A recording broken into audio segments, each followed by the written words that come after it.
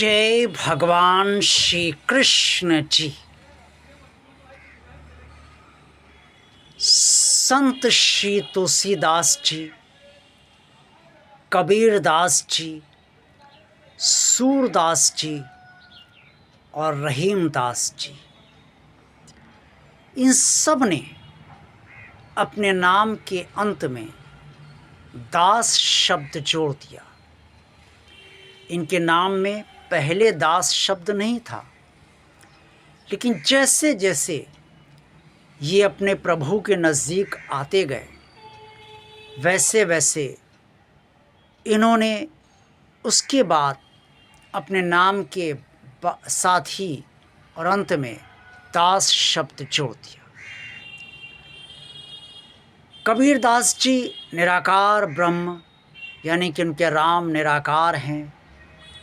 सूरदास जी जन्म से ही उनकी आंखें नहीं थी, लेकिन वो भगवान कृष्ण की अनन्य भक्ति उन्होंने की और ऐसे ऐसे पद दोहे उन्होंने कहे, भजन गाए, जो देखने वाला व्यक्ति के लिए भी संभव नहीं है।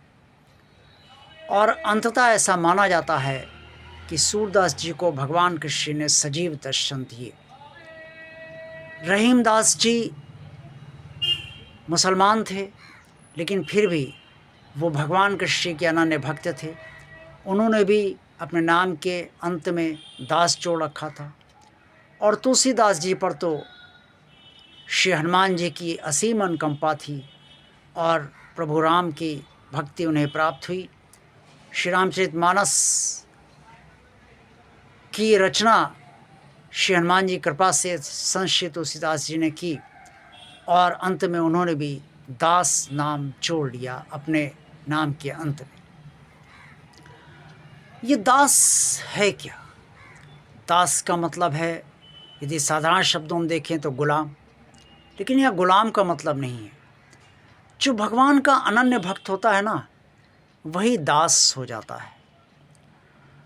और भगवान अपने भक्त को गुलाम नहीं मानता, दास तो भक्त अपने को मानता है। भगवान के लिए दास सर्वोपरि है। जैसे प्रभु राम के लिए हनुमान सर्वोपरि है, वैसे ही हर अनन्य भक्त भगवान के लिए सर्वोपरि है। भगवान कृष्ण जी के लिए श्री राधा जी सर्वोपरि हैं और मीरा जी और अन्य गोपियाँ भी सर्वोपरि हैं। इसी तरीके से कबीरदास जी के लिए उनके राम जो निराकार हैं वो भी सर्वोपरि हैं और निराकार राम के लिए भी कबीरदास सर्वोपरि है। अब ये दास कैसे बना जा सकता है और क्या आप वास्तव में दास बनना चाहते हैं? दास बनना जितना सरल है उतना ही कठिन भी है। कठिनता इसमें यह है कि दास कभी जीवन भर अपने प्रभु से कुछ मांगता नहीं है।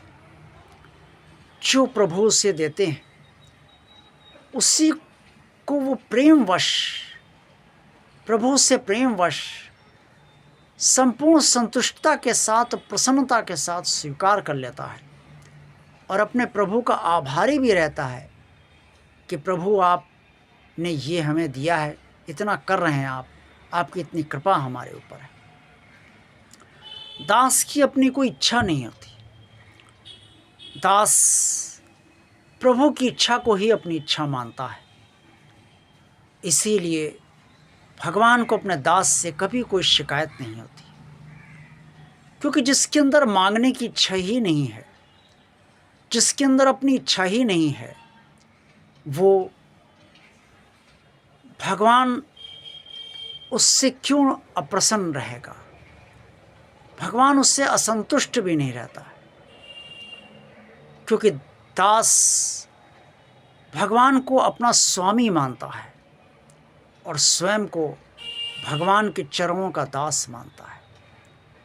भगवान की सेवा चाहिए दास को और सेवा ही को वो पारितोषिक मानता है। जो भगवान देता है उसे वो भगवान की कृपा मानता है। हनुमान जी को सारी शक्तियाँ प्राप्त हैं। ऐसी कोई शक्ति नहीं है जो हनुमान जी के पास ना हो।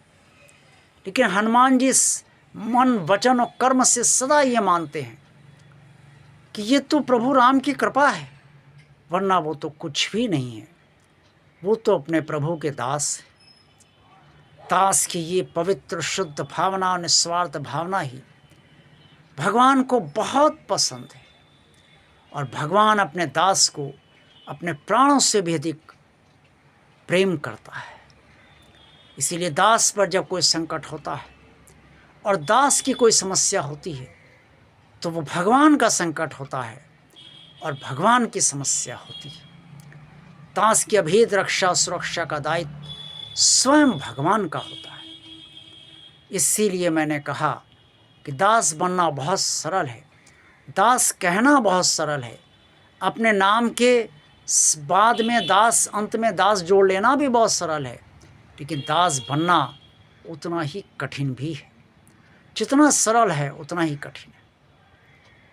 अगर आप ये सब कर सकते हैं तो आप भगवान के दास बनने में आपको एक क्षण भी विलंब नहीं होगा।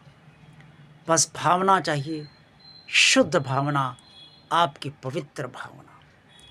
आपकी भावना से ही तो भगवान आपके नज़दीक आता है। आपकी भावना से ही भगवान आपका अपना बनता है और अपनी शुद्ध भावना से ही आप भगवान के हो पाते हो। देखते रहिए भगवान और आप चैनल। वीडियो पसंद आया तो लाइक कीजिए, चैनल को सब्सक्राइब भगवान का कार्य मानकर कीजिए, अन्य लोगों को भी सब्सक्राइब करने के लिए प्रोत्साहित कीजिए। भगवान आप चैनल को ज़्यादा से ज़्यादा लोगों को शेयर कीजिए ताकि ये चैनल अन्य लोगों की भी सेवा आपके अलावा करता रहे और अन्य लोगों को भी इससे लाभ पहुँचे। कमेंट्स बॉक्स में आप सब जो कुछ भी कहना चाहें अवश्य कहिए। आप सबका कल्याण हो। जय भगवान श्री कृष्ण जी।